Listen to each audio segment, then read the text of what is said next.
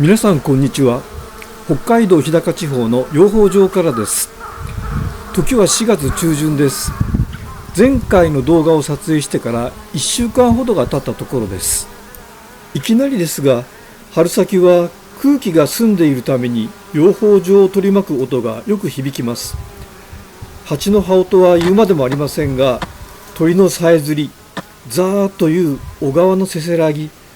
そして風の音までもが一体となって心地よい音の空間を作り出しています。養蜂場の周辺にも道路はありますが、そこを人や車が通ることはめったにありませんから、道行く人が発する音で自然界のアンサンブルがかき乱されることはほとんどありません。また養蜂場の横のせせらぎでは、山の雪解け水で水量が多くなっているために流れの音がボリュームを上げています。さらに山では多くの木々がまだ葉っぱをつけていませんから、鳥の鳴き声が葉っぱに遮られないで本当によく響きます。こういう早春の養蜂場を取り巻く音の環境は心地よいものだと私は思いますので、それを皆様と分かち合うために、今回はいつもやっているような BGM を入れないで、その代わりカメラが拾った音だけを少し大きめに流しながら、春先の養蜂場の音の雰囲気を味わっていただきたいと思います。ただ技術的に未熟なために時々カメラの作動音が入ってしまいます。どうかこの点はご了承願います。なお、いつもやっているドローンを使った撮影は今回はやっていません。ドローンは音を拾わないからです。今回お届けするのは、ソニーの一眼レフカメラで撮った映像だけです。どうかこの点もご了承願います。さて、この日は朝の9時から昼過ぎまでずっと養蜂場にいました。そして相撲を通過する蜂たちの様子をじっと観察していました。で、さらに昼頃には巣箱の内見を行いました。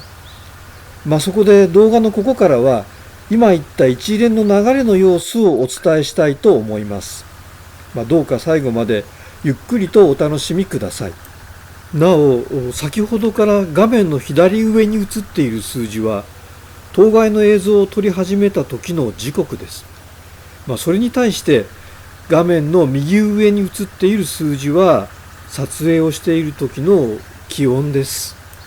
なお、ここに表示してある気温は養蜂場のそばの日陰に設置してある温度計で、私たちが独自に計測したものです。最寄りのアメダス観測所のデータによりますと、この日の最低気温はマイナス2度で最高気温は17度でした。しかし最高気温を記録したのは15時のことでして、今映像に映っている10時頃はアメダスでは12度でした。ですから私たちが計測した気温はアメダスが計測した気温よりも2度以上高かったわけです。アメダス観測所はこの養蜂場から直線距離にして 10km ほど離れたところにあります。ですから気温が違っても不思議ではないのですけれども、感覚としては養蜂場で測った気温はアメダスの気温よりも高いことが多いように思います。この原因については、すぐに答えを出さないで、今後考えていきたいと思っています。なお、この日の天気は晴れ時々曇りでした。先ほど9時頃には相撲を通じた蜂の出入りはあまりありませんでした。しかしこの場面の11時頃になってきますと、気温が約18度にまで上がって暖かくなってきたために、相撲を通じた蜂の出入りがやや活発になってきました。ここで一つ注目したいことは、外から帰ってくる蜂の後ろ足の脛節の外側にある花粉かご、その花粉かごに入っている花粉団子の中に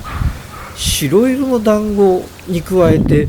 黄色の団子も混ざっているということです。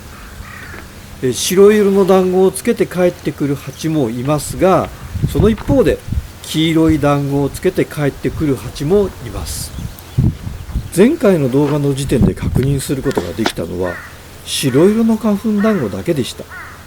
それに対して今回は黄色の花粉団子をつけている蜂を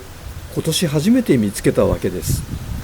白色の花粉団子はフキノトウのものでしょう。一方、今の時期の黄色の花粉団子はエゾノカワヤナギのものと思われます。ただ、ヤナギ属の植物の種の同定はどうやら難しいようです。私はこれはエゾノカワヤナギの雄花だと思うのですけれども、いかがでしょうか。なお、ミツバチの羽の音といいますと、スペインのビクトル・エリセ監督が1973年に発表した映画「ミツバチのささやき」がどうしても思い出されます。これは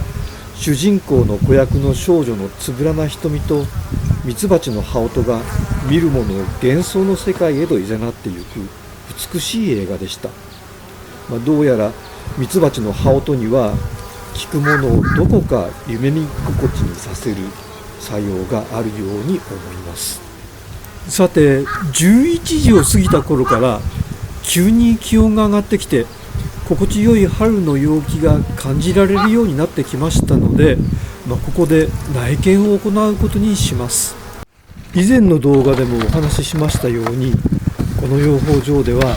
昨年の夏から秋にかけて非常に深刻なミツバチ壁痛谷の被害に見舞われました。その結果、蜂群の数が激減しました。また冬を生き延びた群もご覧のように蜂の個体数が少なくなっています。ですから当面の目標は生き延びた群の蜂の個体数を増やすことです。そのためには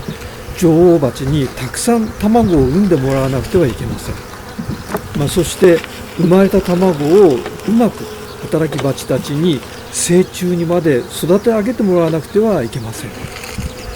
そのためにはまずたくさん餌を食べてもらうことが必要です。幸いにも巣箱の上に置いてある餌はよく消費されているようです。なお餌としては画面向こう側の給餌器の中にも蜂蜜を溶かしたものを入れてあります。こちらの方もよく減っていて順調に食べられているようです。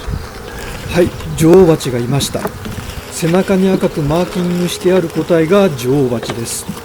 3週間前の越冬明け直後の時期と比べてみるとお腹がさらに膨らんできているように思います。卵巣が発達してきているのでしょう。また働き蜂から十分に餌をもらっていて栄養状態もいいようです。巣房に蓋がついている幼虫やさなぎである有害胞児の数も少しずつですが増えてきているようです。また有害胞児の前の段階の幼虫である巣房に蓋がついていない無害胞児もいます。産卵も割と順調に行われているようです。この辺には花粉棒や蜜棒があります。働き蜂がせっせと外で集めてきた花粉や蜜がこの辺に貯められているわけです。なお巣門付近で見た蜂が集めてくる花粉団子の色は白いものが多かったです。しかし今見た花粉棒の花粉の色は黄色から茶色でした。これは、花粉棒に溜められた花粉はその上に蜂蜜を塗られるからでして、この状態になったものを蜂パンというようです。花粉棒の花粉の上に蜂蜜を塗りつけるのは一体誰がやるのかというと、それはもちろん働き蜂です。はい、今回は私たちが普段養蜂場で聞いているさまざまなことを皆さんにもぜひ体感していただきたいという思いから、春先の音がよく響く時期を選んで、その半日の様子を BGM を入れずに、その代わり、カメラが拾った音を普段よりもボリュームを上げて皆さんにお届けしました。これは内見が終わった直後のスモン付近の様子ですけれども、蜂の出入りが一時的にめっきり減っています。前回もお話ししましたように、個体数が少ない群では内見の過程で低くなった巣箱の中の温度を蜂たちが今一致協力して総出で上昇させているのだと思います。そのため外に出て行く蜂の数が減っているのでしょう。はい、今回はここで失礼させていただきます。なお登録高評価で応援していただけると大変に励みになりますので、よろしかったらお願いいたします。それでは次回またお会いする時までごきげんよう。さようなら。